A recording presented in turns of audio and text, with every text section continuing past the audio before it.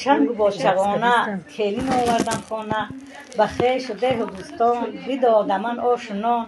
دادم قلنگی حلال کلین شود خدمتگار، از خواب خسته هر سحر برو بد حالی و در تریزده ها کند پاک از چنگ و از گرد و خاک. روی میز کشاید خان خوردنی آرد در آن، خانگی ها سیر شوند رحمت بگویند با آن. پیشی هم خرد و کلان بخیزد و هر زمان، بخیزد پیش شهور هم به شام و هم سحر. وقتی خواب شود هر شب خیرم گوید با ادب، پای افزار را پشتی در راست ماند و بر ببر.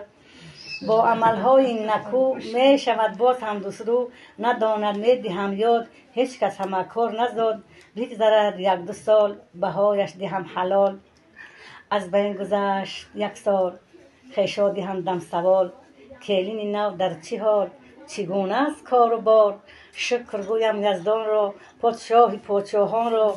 قد بلند است و خوشرو خوبترین در خلق و خو، اگر همین خیل رود بهترین کلین شود. از خواب خسته چند سحر خودم رفتم حولی در، سرم را نموده خم آهسته ماندم قدم، تا نکنم خللدار کلین نشود بیدار. به حضور می کند خواب خیزد همراه آفتاب، دسترخوان می کشاید خوردنی می کشاند، گاهی آن را غم دارد گاهی بر من گذارد. با یک سال پیش پیش پا به بالاشان رود راه، خاشاک پر در ستیل بردن برایش مشکل. در لب آب نشسته دیگ و طبق را شسته، چاینک ها زنگار بسته لبی کاسه شکسته.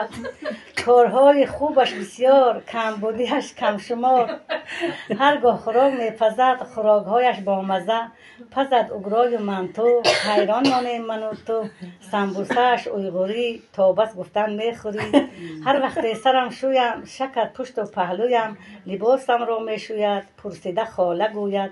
جوان هست و فهمش کم بی‌پروا هست و بیغم، بگذرد یک دو سال یاد گیرد روی شکار.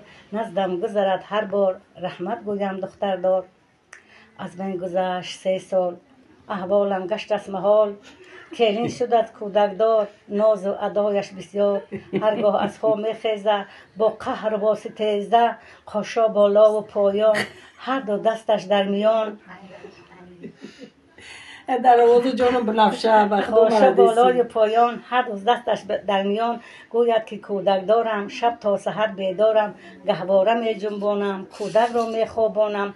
گوید خاله خوشرو کارها نوبتی تو، بچم کلان نشود کوچه دوان نشود. می کنم من بد خدمت شما می کنید راحت، بهر خاطری پسر گپ و کلاچه محل. هر چی که دیه فرمان خوب میگویم کلین جون. خدا زود ملده همه رو داد از سر منوما حیات گرفتم گفتم تو گرفتم همه خیلی هستی همه